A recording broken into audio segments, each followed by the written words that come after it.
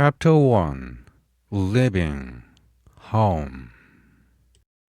It was 1 year after the liberation when Song Eun-ju left her home, abandoning her husband and child. She had been married to her husband, Ko Kwang-ho, for 10 years.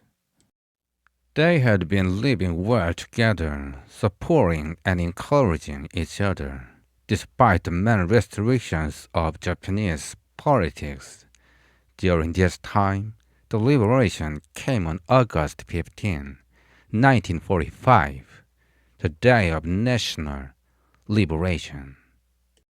With the liberation, Japan, once a power and ruling force, withdrew from this land, and the possessions once held by the Japanese were now opened to the native people of the land. In the past, possessions that are closed off to the native people, such as a clerk, becoming a manager, or even jumping to the possession of director, or a middle school teacher, becoming a university professor, or a middle school principal, are now all open to the native people of the land.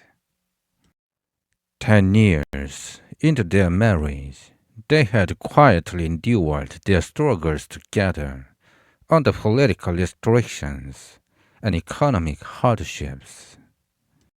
Many people who had been teachers for about 10 years moved up to the positions like university professor. It was a time they showed how easy it was to get ahead, but her husband Kwang-ho stayed in his position, not paying attention to advancing or changing. Eunju's classmates' husbands were all actively moving up, either becoming high-ranking officials or new wealthy businessmen. Their wives, Eunju's classmates, drove cars and wore shining rings on their fingers, enjoying a luxurious life. But Eunju, the wife of a quiet and unambitious man, still lived as the wife of a poor middle school teacher. Even in such luxurious times, she continued to struggle with poverty, enduring the rising cost of living, and lived a life without change. Eunju, who had a strong sense of dignity, a lot of ambition, and a desire for luxury, found it difficult to live with her husband. So she tried to motivate, encourage, and push him using every method she could. But her husband Kwang-ho, who was indifferent from other people's business and not concerned with the social status, didn't even seem to dislike his job as a middle school teacher. After 10 years, he just stayed where he was, unchanged. That's when Eunju made her decision, and she would leave her home. Chapter 2 Life Away. Some of Eunju's old classmates, who were widows or couldn't get married, despite being older, had started taking on roles, such as members or assistants of organizations, and eventually their names even began appearing in the newspapers, becoming well known in the process. Seeing this situation, Eunju, who was relatively ambitious and determined, couldn't just stay quiet. She urged and encouraged her husband, and in the end, she left her husband, who seemed incompetent in her eyes, to try to make her own way. Her ambition and vanity overshadows even 10 years of love with her husband and the deep affection she had for a child. With the country's liberation, Eunju made a solemn decision to free herself from her marriage as well. She broke the chains of family and left her home. Eunju decided to stay with Hera, her closest friend from her younger days, for a while until she figured out her future plans. Hera, who had married a new wealthy husband and made millions after the liberation, welcomed Eunju with a big smile, wearing a large diamond ring on her finger. For the first time in 10 years of marriage, Eunju spent a night alone, without a husband or child. That first night, she felt extremely lonely and distressed in the large room at Hera's house. Unable to sleep due to loneliness and various thoughts, Eunju spent the night longing for Hera's happy life. When they were in school together, Hera has had a background similar to Eunju's, but now Hera lives a life of luxury with servants and maids in a grand mansion, while Eunju's life seemed completely different. Singing this, Eunju felt troubled, thinking about her own husband, Gwang-ho, whose 10 years of marriage had been nothing but miserable in her eyes, with no effort or action on his part to improve his financial situation. Eunju spent the night dreaming about what she could do in the future, imagining how she would become successful and one day proudly bring back her husband into her life to show him her success. Eunju's husband Gwang-ho was a passive person. After his wife left home, he first tried to persuade her to return once or twice. He also spent someone to ask her to come back, but that was all. It seemed he had given up on changing Eunju's mind. Eunju had lived with Gwang-ho for 10 years, and in fact, she didn't even dislike him. If he had come and actively tried to take her back, she might have followed him, pretending to resist. But after only a few passive attempts, he gave up, which left her deeply disappointed. She cried her heart out when she was alone. Eventually, she decided not to go back home for good.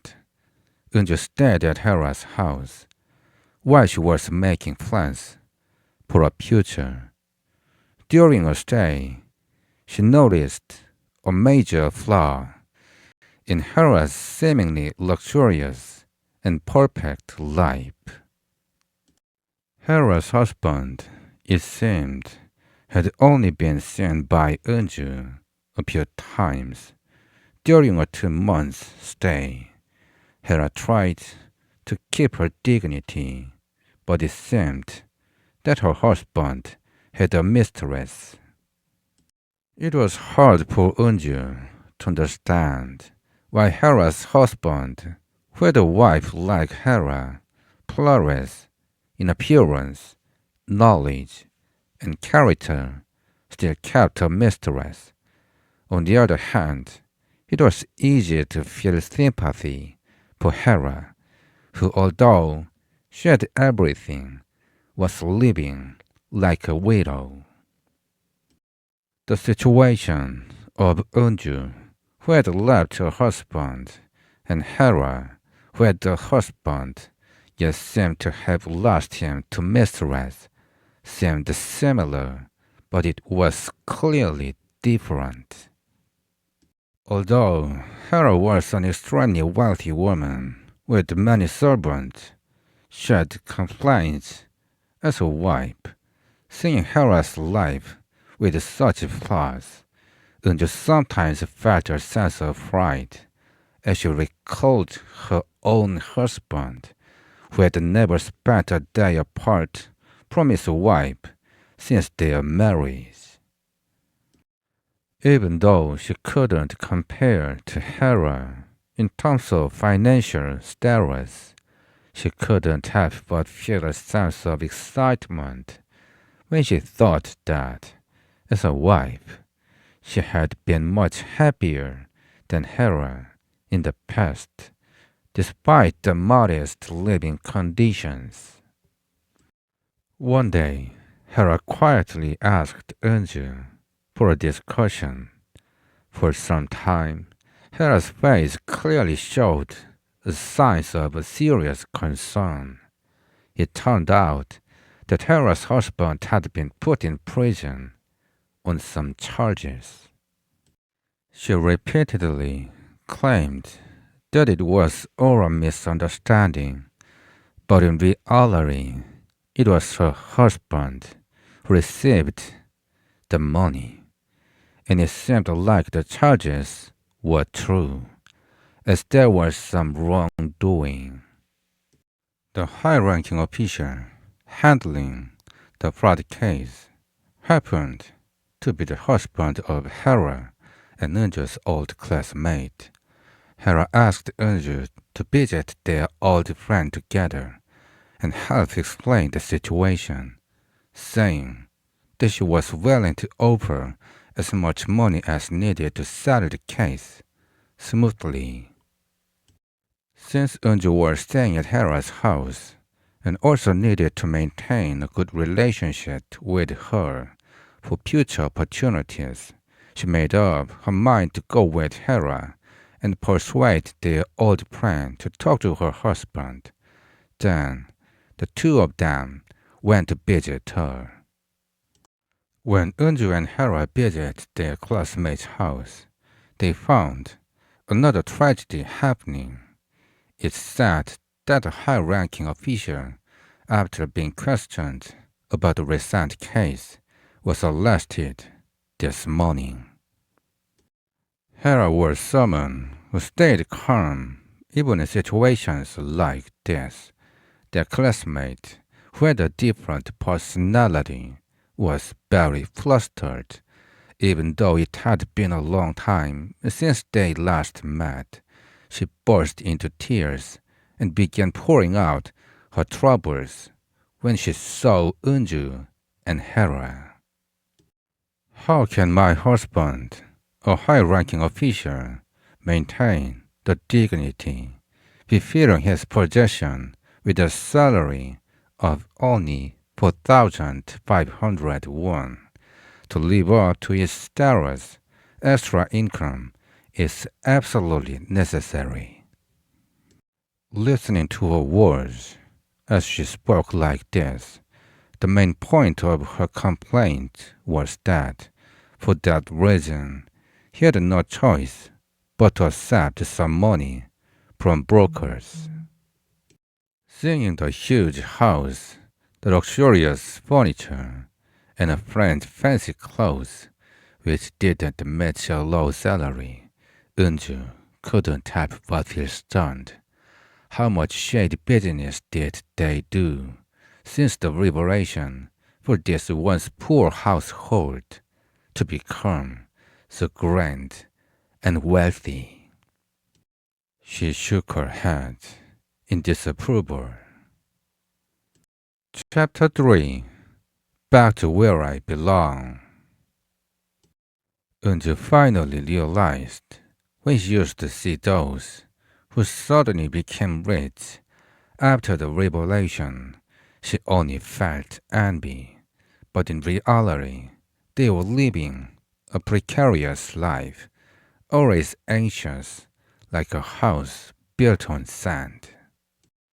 And when Unju looked back on the life she had lived with Guanghu, she realized that, although they were poor and couldn't afford diamond rings or a car, it was a life they could live with pride and without shame in front of anyone. Thinking about in that way, she suddenly felt nostalgic for the noble character of her old life. She had left home, thinking Guanghu was incompetent and lacking ambition, but now she saw his unwavering dedication, spending 10 years fully committed to education and never looking elsewhere. At home, he devoted himself completely to his wife and child. In society, he was a faithful educator. As a citizen, he was an upright man. He had always stayed true to his own path. His noble character was something that could never be traded for diamonds. Although she had not been well off financially in the past, she carried a sense of peace and pride in her heart, while her friends, who once lived in luxury, faced ruin or lived in constant fear of falling. Unju wrote a letter to Hera, briefly explaining the situation. Then she stayed at an inn for about 20 days, thinking things over. In the end, she decided to bow her head, apologize to her husband, and return home. For Unju, who had a strong sense of pride, it was a difficult decision. However, she believed that bowing to what is right and true was nothing to be ashamed of. So she returned home to her husband. When she knocked on the door, her husband, though she had once loved him, said nothing. Instead, he welcomed her with a gentle smile.